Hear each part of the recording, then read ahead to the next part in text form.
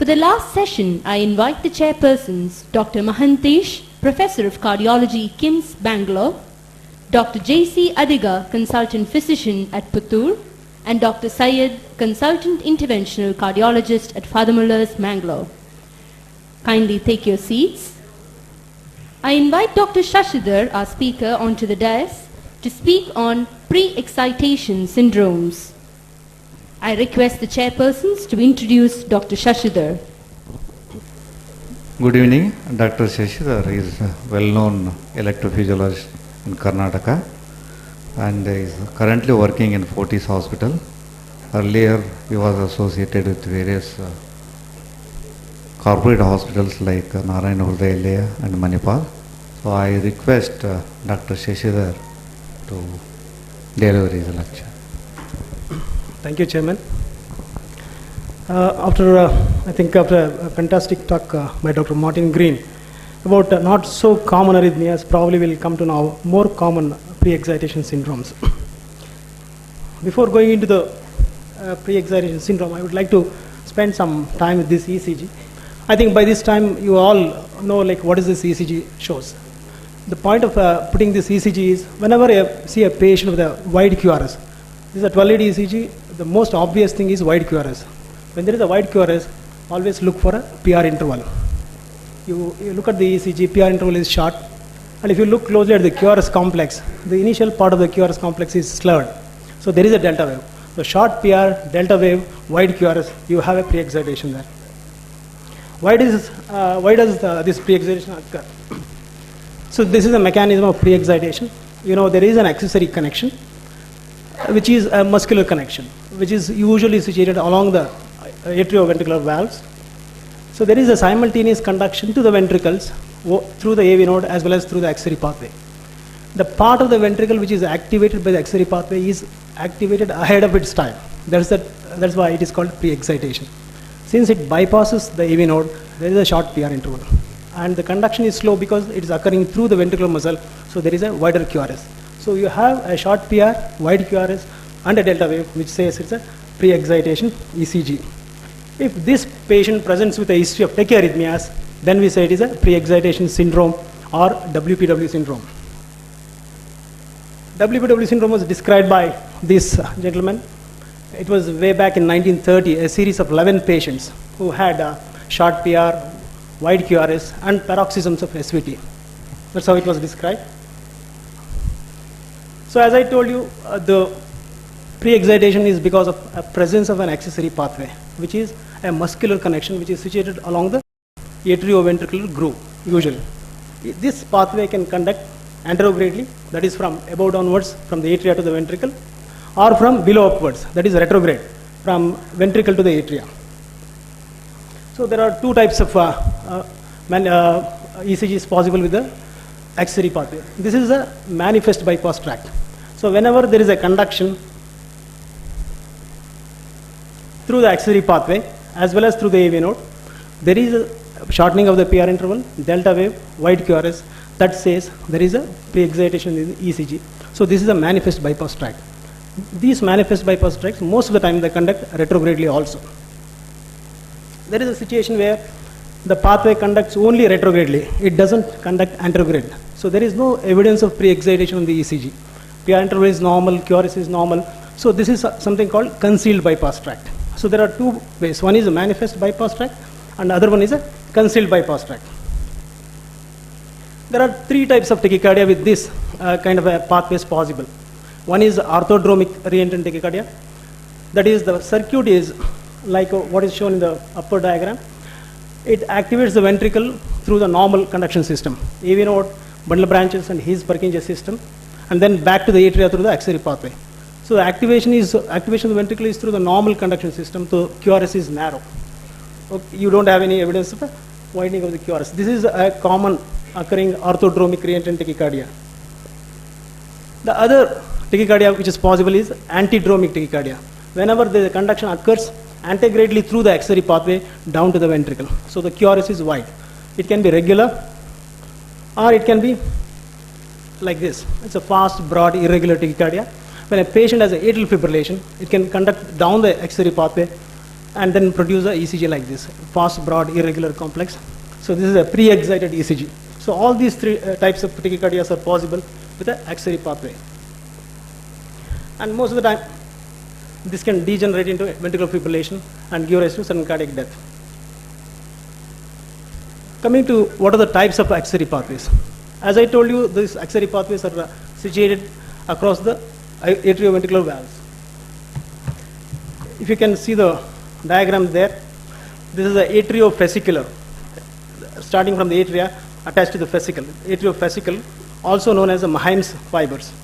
The other one is nodoventricular, nodovesicular, and of course atrioventricular. So the commonest is atrioventricular, what we see in a day-to-day practice. The other pathways are less common. Pre-excitation syndrome usually occurs in a normal heart most of the time, but 10% of the time it can associate with the abnormal heart, especially extraneous valves. There are other conditions like mitral valve prolapse and ASD, VSD, CTGA also can be associated with the pathways, axillary pathways. The prevalence is in the range of 0.2 to 0.3%, and it can occur as a familial form also.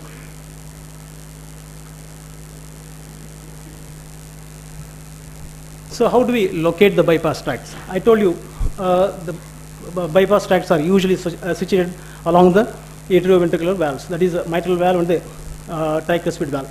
This diagram shows the cross section at the base of the heart. This is a tricuspid valve, mitral valve, there is an aortic valve and the pulmonary valve. And there is a coronary sinus encircling the mitral valve. So pathways are usually situated along the tricuspid valve or along the mitral valve, along the base. Very rarely they are not seen in the trigonal area, which is shown in the picture. So how do we locate based on the ECG, the location of the pathways? Location of the pathways is important for an electrophysiologist to approach the pathway during ablation. For a clinician, it is usually a good exercise to know whether it is a right-sided pathway or a left-sided pathway. Otherwise, prognostically, it doesn't give any much importance. So the location of the pathway is based mainly on the polarity of the delta wave. So here is shown the initial 20 to 40 milliseconds of the initial QRS complex is taken. So here the upslope is positive, so it's a positive delta wave. When it is negative, initial 20 to 40 milliseconds is negative, it's a negative delta wave. And when it is equiphasic, positive and negative is that it is isoelectric. So these three polarities are important to know to locate the pathway. So how do we know whether it is right side or left side? So as I told you, it's usually first 20 to 40 milliseconds of the delta wave you should analyze. And usually the QRS follows the delta wave polarity. If delta wave is negative, QRS also will be negative.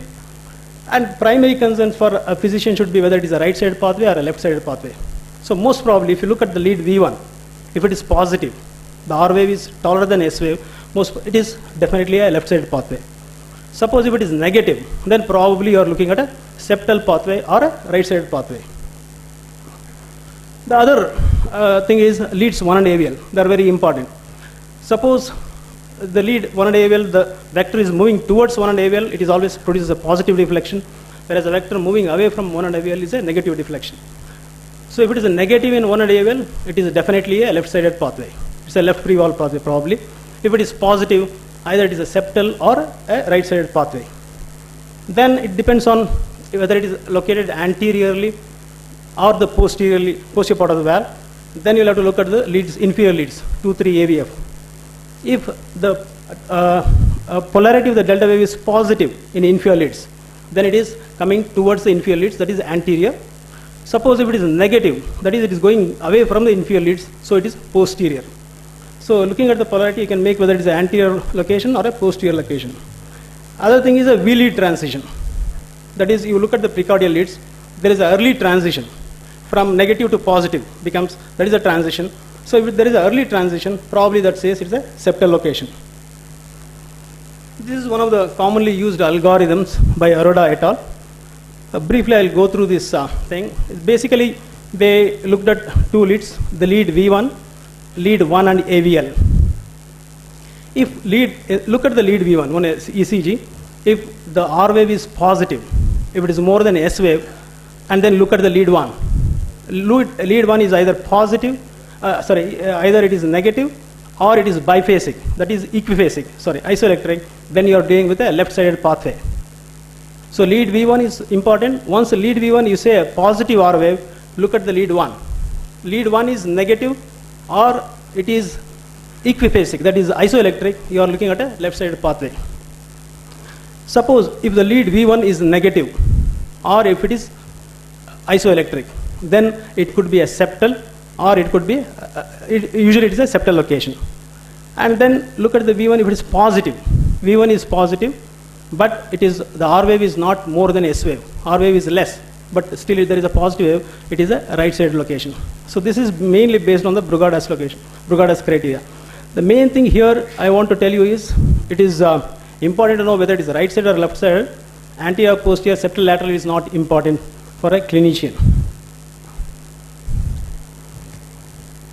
Then pre-excitation syndrome, one of the problem is a sudden death. Incidence of sudden death is in the range of 0.15 to 0.39% over a follow-up period of 3 to 10 years in one study. How do you find out the patients who are at risk of sudden cardiac death? If you look at a patient who presents with a fast, broad, irregular tachycardia, that is AF conducting over the axillary pathway, you look at the shortest RR interval. If it is less than 250 milliseconds, that is indication that the patient is at the risk of sudden cardiac death. Other features suggesting that a patient is at risk of sudden cardiac death is multiple pathways. If a patient has underlying structural heart disease like Epstein's anomaly, or if a familial history is there, that is also a risk factor for a sudden cardiac death. This is how we can risk stratify a patient presenting with a pre-excited ECG. Then who are the patients who are at low risk of sudden cardiac death? If you see a patient with the ECG shows some beats show pre-excitation, some beats are normal. Then that means the conduction through the pathway is very sluggish. It blocks at a little bit higher rate. So that means it is a safer pathway. It cannot conduct faster enough to produce ventricular fibrillation. Other thing, as I told you, is a RR interval in a pre-excited AF. If it is more than 270 milliseconds, probably the chance of having a sudden cardiac death is less. Then other way of risk stratifying is stressing the patient. You stress a patient, suppose during the exercise the pre-excitation disappears, that also says the pathway is definitely, the patient is not at the risk of sudden cardiac death. So coming to the treatment part. So, I already showed you the three possible arrhythmias. One is orthodromic tachycardia, that is a narrow QRS, regular narrow QRS tachycardia. When you encounter such a patient, it should be either vagal maneuvers or IV adenosine is a treatment of choice. If it is an antidromic tachycardia or a pre-excited AF, it's a wide QRS tachycardia. The best thing to do if the patient is unstable, definitely you are going to do cardioversion. Even otherwise, in Indian context, it is better to do a cardioversion because we don't have drugs which act solely on the axillary pathway. Otherwise, probably you can give procainamide or flecainide, which acts solely on the axillary pathway. What about the long-term treatment? Long-term treatment, with a patient with a pre-excited ECG and tachycardia, probably you can use class 1C drugs. Flecainide is available. Sotalol is there. Sotalol is a class 3 drug. And class 3 drugs are more useful in presence of structural heart disease. Otherwise, class 1C drugs are the drugs of choice. You can always combine them with the beta blockers to reduce the conduction through the AV nodes. One important point here is a patient with a pre-excited ECG has a history of tachycardia, don't use calcium channel blockers or digoxin. They can accelerate the conduction over the axillary pathway and can predispose the patient to sudden cardiac death. That is very important. Other thing is catheter ablation. Nowadays, the radiofrequency ablation is a preferred treatment for a patient who has already had a symptomatic arrhythmias. The success rate is usually in the range of 95 to 99%. It's quite effective, quite safe. Mainly it's a radiofrequency energy. Even cryoablation also can be used, especially when the location of the pathway is closer to the AV node, where there is a risk of producing damage to the AV node. This is one of the patient where they had a pre-excitation. You can see the arrow marks, the clear-cut short PR interval delta wave on the ECG, especially in the precardial leads. And this is the tachycardia which is induced in the lab. It's a regular narrow QRS tachycardia. And this is a schematic representation of the placement of the catheters. One is in the RV, the other one is in the RA, and 10-pole catheter is in the coronary sinus, the other catheter is near the his bundle. This is usually the classical placement of catheters in an electrophysiology study. And this is the fluoroscopic image of the same patient where he had a axillary pathway located in the left anterior location. This is the mitral valve, near mitral valve, left anterior location.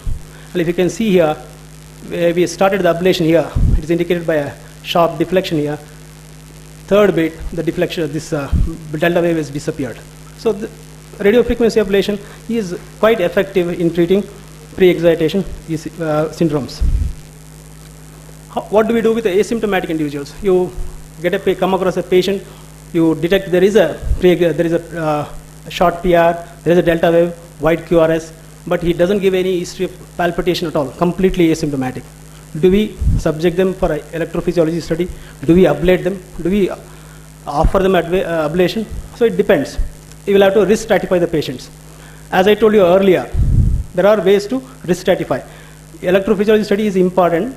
Suppose if a patient is in a high-risk profession, like pilot or a driver of a public transport systems, or a person who is in the military, who medical grade can be degraded because of presence of a pre-excitation, such patients probably we can offer radiofrequency ablation.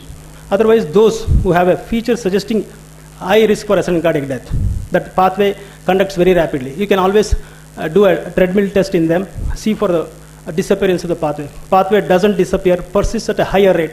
Probably he has to subject it for an electrophysiology study. So coming to the conclusion, pre-excitation, as my previous speaker clearly told, Dr. Ash Logan, it can be mistaken for a bundle branch block and for a myocardial infarction also. Whenever you see a fast, broad, irregular tachycardia, your diagnosis should be AF with conduction over a bypass tract, and the treatment of choice is cardioversion. And a patient who presents with a pre-excited ECG, always risk stratify, whether he is at risk of sudden cardiac death or not, that you should always work out.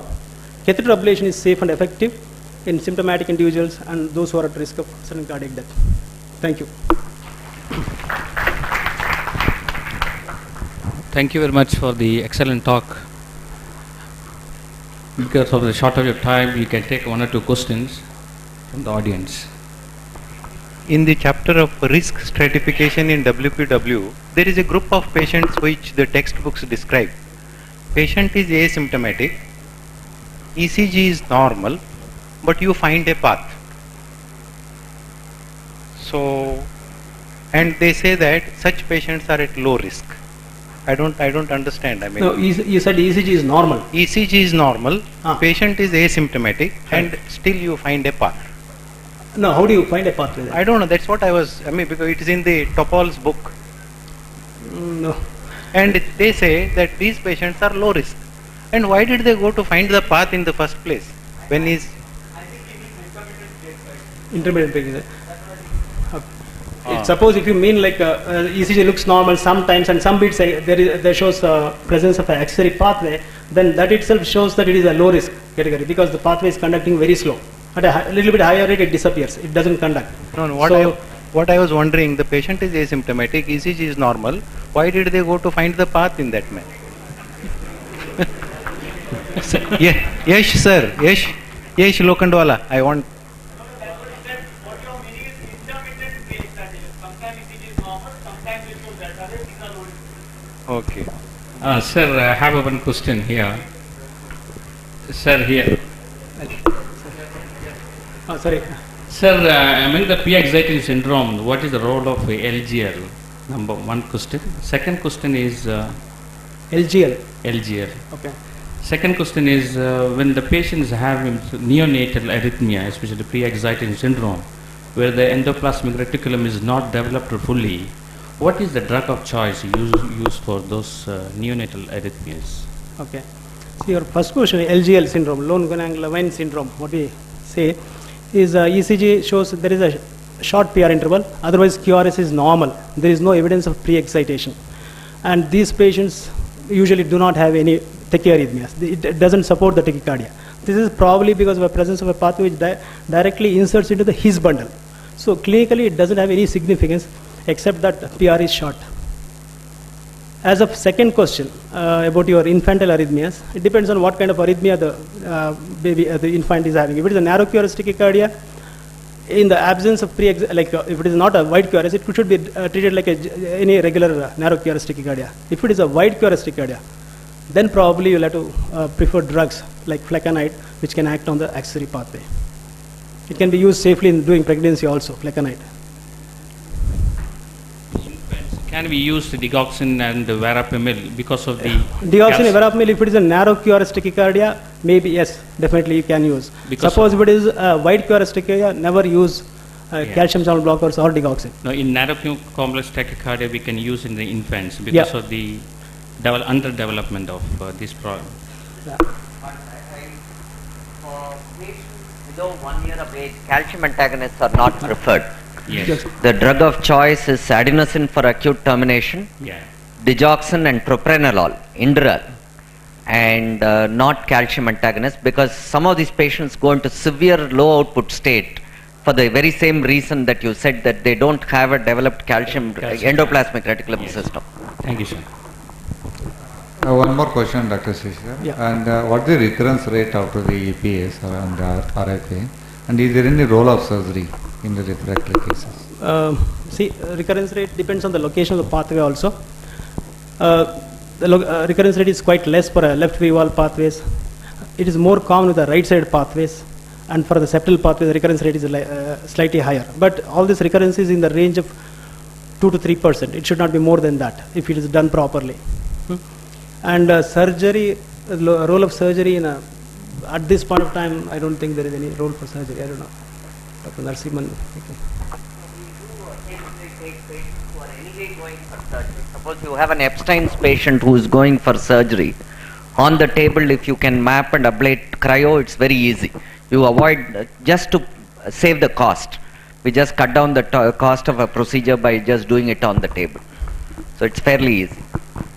Have you done that like something? Yes, quite a few. I congratulate Dr. Shashidhar for his excellent talk, and very simple, very lucidly, and he made it understand everybody that, like a WPW is very simple. Thank you, sir. I now request Dr. Mahantesh to felicitate our speaker, Dr. Shashidhar. I request Dr. Shashidhar to hand over the certificates to the chairpersons.